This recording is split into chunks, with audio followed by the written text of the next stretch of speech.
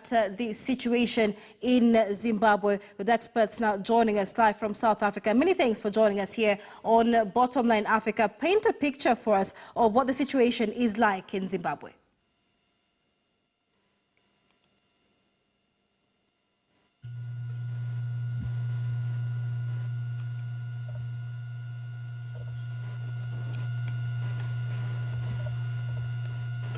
If you can hear me, sir, many thanks for joining us on Bottom Line Africa. Paint a picture for us of the situation in Zimbabwe now that it has necessitated a crisis mediation. Yeah, thank you very much, and sorry for that technical problem there. Thank you for having me, and good day to the African people. The situation in Zimbabwe is actually not a very good situation, especially at a time that Africa, we've been trying by all means in the past 60 years to build a democratic society that we will all have a people living and oriented people to participate in the governance of our countries.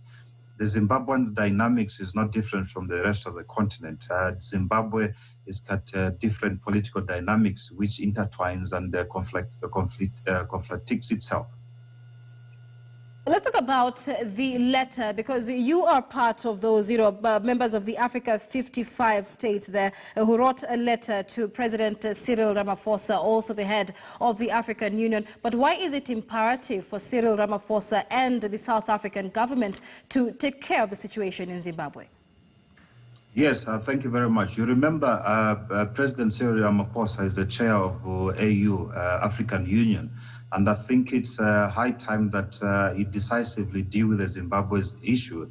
It's been an ongoing issue for the past 20 years, and I think his predecessors and those who came before him has taken a center stage of quiet diplomacy. Africa 55 states, where I preside as president, we try to assist and influence that the chair of AU now take on a very decisive action in terms of dealing with the Zimbabwe issue. You must remember very well that the Zimbabwean issue to South Africa is not only an AU problem, but it has got a very significant impact into the South African economy.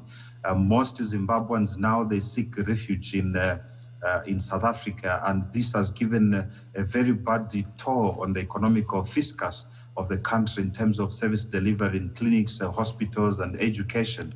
And it's high time that instead of having a quiet diplomacy, South African President Cyril Ramaphosa, whom I did personally send a letter to him representing Africa 55 states, that he looks at this as a major security and peace problem, in terms of addressing it. Hence, we advise that President Cyril Ramaphosa must organize a panel of people from within Africa and including from the United Nations. And this panel should go and sit down with the ruling ZANU-PF, the government of President Emerson Mnangagwa, as well as the opposition political parties. I've already had a chat with the leader of MDC, Nelson Chamisa, who's got no problems in trying to resolve the Zimbabwean problems, because this is a problem not only for the ZANU-PF or MDC or the African continent, but it's a problem for all of us. And I think they've been inviting the delegations to come to Zimbabwe and resolve this. But my surprise is the two delegations, the envoys who came from South Africa, only met the ZANU-PF and the government, and they refused to meet with the MDC leader. The MDC leader, I think, is championing the alliance of the opposition political parties, and we suspect that this must have been an instruction from ZANU-PF that they should not meet the MDC. This is a problem and challenge of disunity of people not discussing efforts together.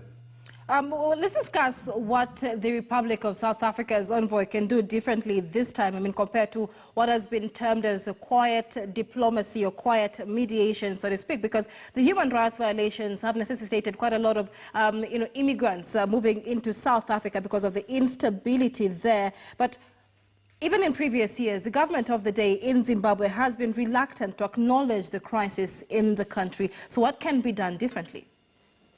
Yes, taking into cognizance that the bilateral agreements between South Africa and Zimbabwe are very tight, and they've had the relationship for a very long time.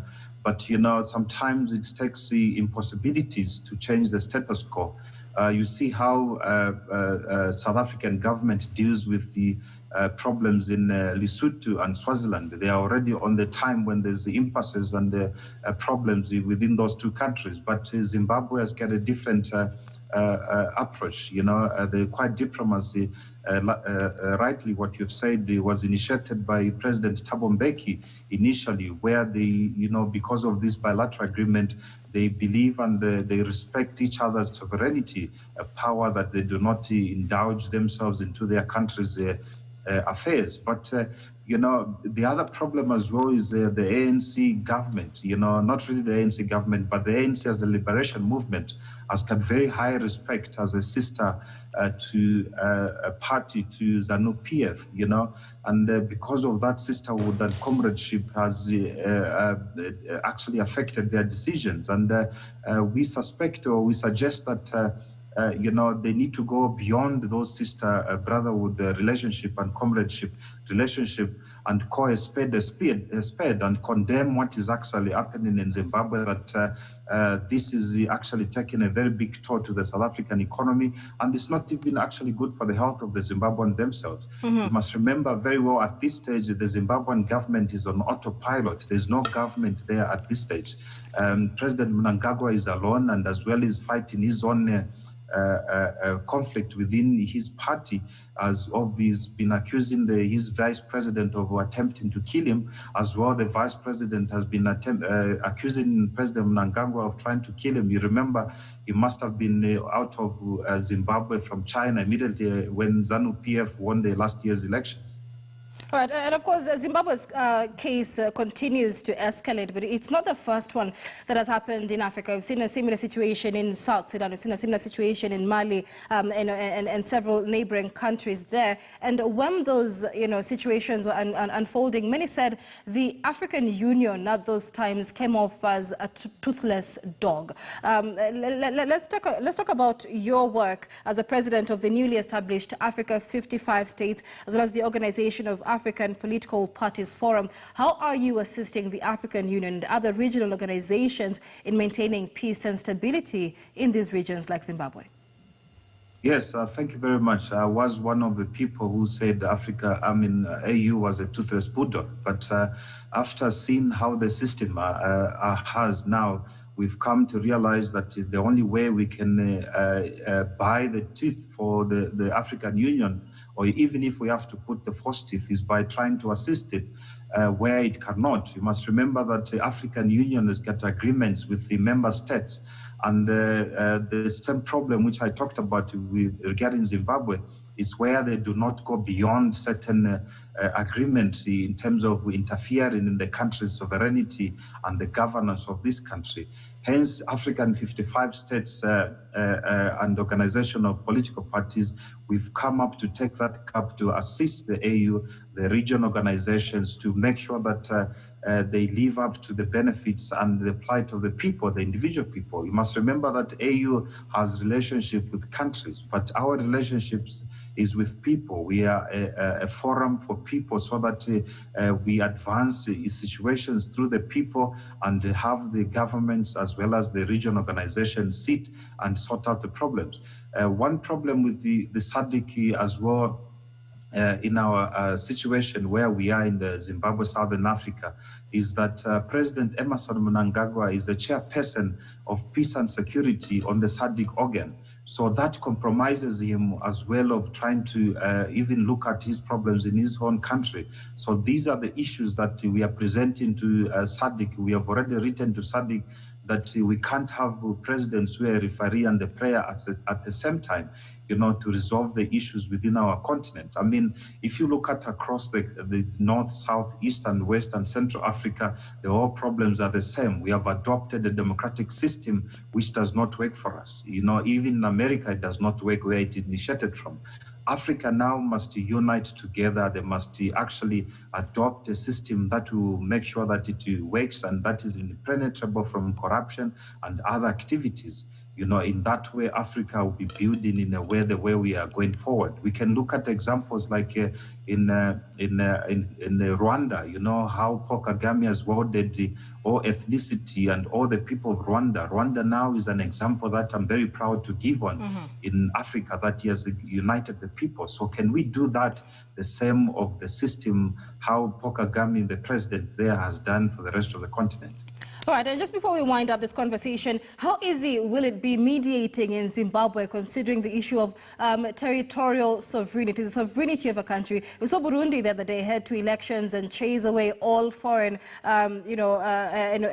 anybody from foreign countries who came to look at the election. So how easy will it be, considering that President Emmerson Mnangagwa is the rightful president of this country and they do have their sovereignty as a country?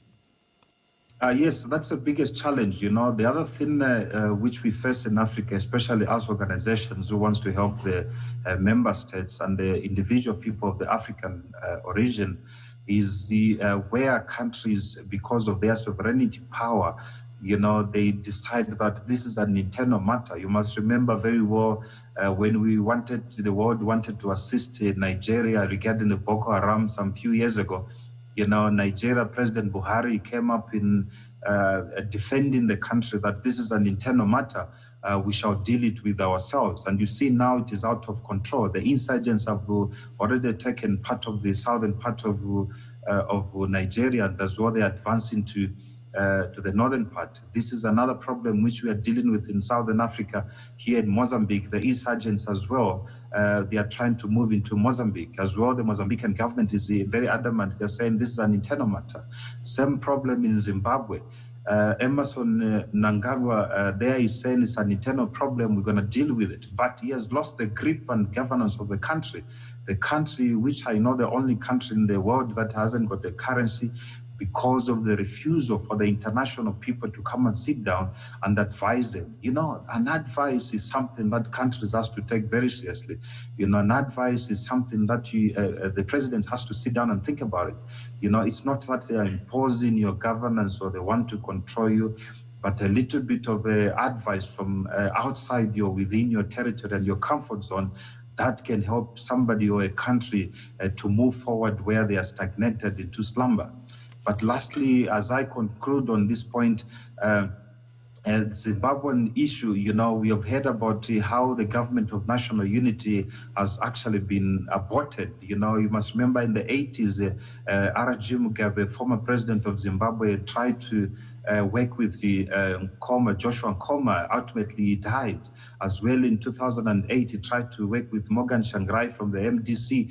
It did not work, and eventually Morgan Tsvangirai died as well. So this is a process where Nelson Chamisa says he feels for his safety, of working with people who are trying to poison themselves, and they are not trying to deal with the issues of the country.